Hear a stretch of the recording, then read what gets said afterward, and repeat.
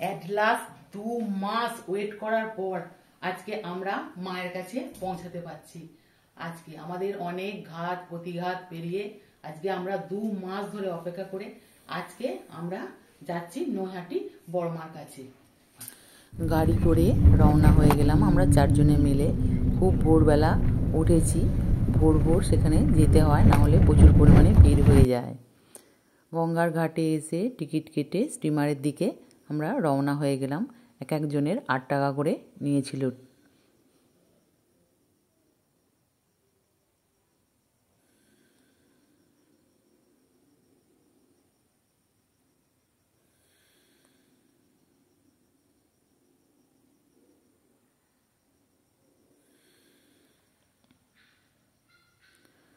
তো স্টিমারে আমরা চেপে পড়েছি।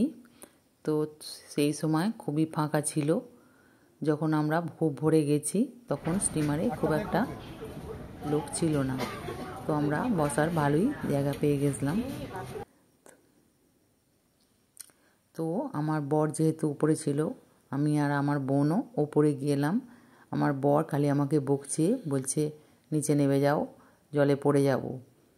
তো চলে এসেছি মায়ের কাছে। তো মায়ের একবার ভিড়টা কাকে বলে দেখুন। আপনারা যদি যান খুব সকাল সকাল যাবেন, খুব ভোরবেলা যাবেন, না হলে অনেকক্ষণ পর্যন্ত আপনাদেরকে দাঁড়িয়ে থাকতে হবে। খুব প্রচুর পরিমাণে ভিড় হয়েছিল। তো আমরা ভোরবেলা গেছিলাম বলে আমাদেরকে লাইনে দাঁড়াতে হয়নি, আমরা খুব তাড়াতাড়ি পুজো দিয়েছিলাম।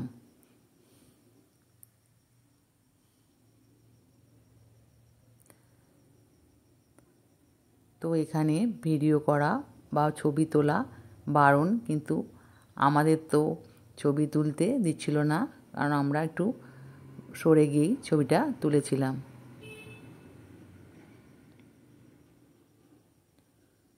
তো ভালো করে আমরা মাকে পুজো দিয়েছি। যেহেতু সকালবেলা গেছিলাম তাই আমরা খুব ভোরে গেছিলাম, যেহেতু পুজোটা আমাদের খুব ভালোই হয়েছে।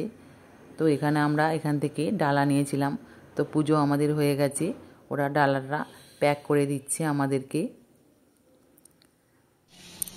এটা পুরনো হরপ্রসাদ শাস্ত্রীর বাড়ি, অরিজিনাল বাড়ি এটা।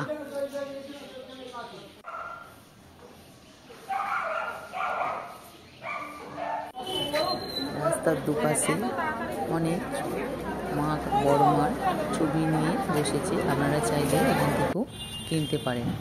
তো আমাদের খুব খিদে পেয়ে গেছিলো, তো আমরা একটা মিষ্টির দোকানে লুচি এবং কচুরি এবং ছোলার ডাল নিয়েছিলাম, মিষ্টি একটা করে। এই ছোলার ডালটায় প্রচুর পরিমাণে ঝাল দিয়েছিল, তাতেও খারাপ লাগছিল না, খুবই ভালো লাগছিল খেতে। এটা বঙ্কিমচন্দ্র চট্টোপাধ্যায় আমরা চলে এসেছি। নৈহাটিতে এসে বেশ কিছু জায়গা যেগুলো বিখ্যাত সেইগুলোই আমরা একটু একটু করে সব ঘুরে দেখলাম। এদিকে একটা মন্দির আছে,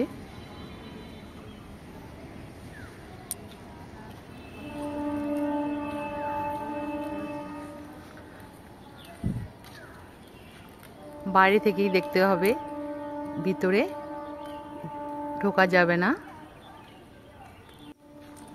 কারণ 11টার সময় খুলবে। তো অতক্ষণ আমাদের থাকা সম্ভব ছিল না, তাই আমাদেরকে বাইরে থেকেই ফিরে আসতে হয়েছে। তো স্কুলের ছাত্রছাত্রীরা 11টার সময় আসে এখানে, এবং কলেজ, স্কুল, কলেজ সব ছাত্রছাত্রীরা এখানে আসে।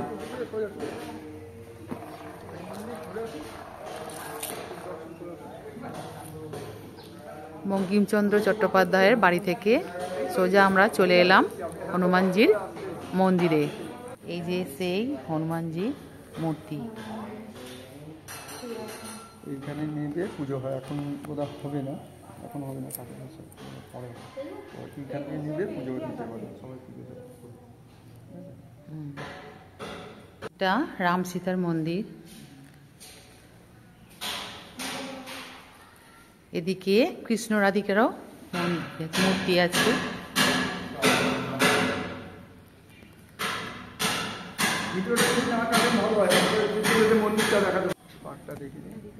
এটা অন্নপূর্ণার মন্দির।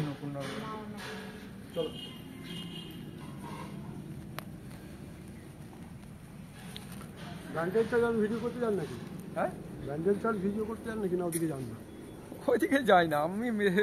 আমাদের বর্তমানে সবই মানে বিশ্বাস। এর অনেক রকম কাহিনী আছে। আপনাদের ঠাকুর মশাইয়ের থেকে সব থেকে ভালো বলতে হবে, বুঝতে পারছেন? ঠাকুর মশাই যদি থাকতো আমি পরিচয় করে দিতাম। এখন তো ঠাকুর মশাই দেখছি না, আমার সাথে পরিচয় আছে কিন্তু এখন ঠাকুর মশাই কেউ নেই। ঠাকুর মশাই থাকলে এটা হচ্ছে বলুন মাদ্রাল মানে মন্দির, অন্নপূর্ণা মন্দির। অন্নপূর্ণার মন্দির এটা। আগে এই মন্দিরের ডেকোরেশন আরো খুব সুন্দর ছিল। এই যে পাথর দেখছেন না, পাথর লাগানো ছিল, মানে এক সময় ছিল। এখন আবার ওইটাকে ঠিকঠাক করা হচ্ছে। এই কি টাচটা আছে নাকি? হ্যাঁ হ্যাঁ ট্রাস্টের আন্ডারে এখন মাঝখানে মন্দিরটা একদম জঙ্গল বা ওই যে হনুমান ঠাকুর দেখবেন বজরঙ্গলী মন্দিরটাও নোংরা করে রেখেছিল, একদম মাটি চাপা নোংরা। এখন তো মানে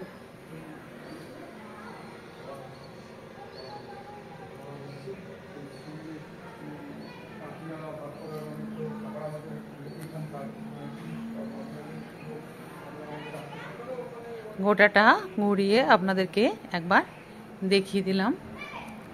মায়ের কাছে এসেছি অথচ আশপাশের জায়গাগুলো দেখবো না, সেটা তো হতে পারে না। তার জন্য আমরা চতুর্দিকে আশেপাশের জায়গাগুলো দেখে নিলাম। শটে যোগ করব। আপনারা কিভাবে করেন, মানে একবারে লাইভটা করছেন সেরকম নাকি? একবারে লাইভ করি আমি।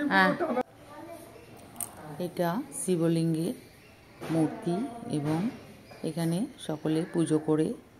তো আমরা আমাদের পুজো দেওয়া হয়নি। এখানে দেখুন অনেকেই পুজো করছে। তো আমাদের ফেরার পালা, চলে এলাম আবার স্টিমারে।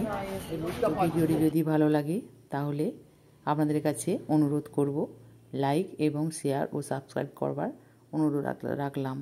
নমস্কার, ধন্যবাদ।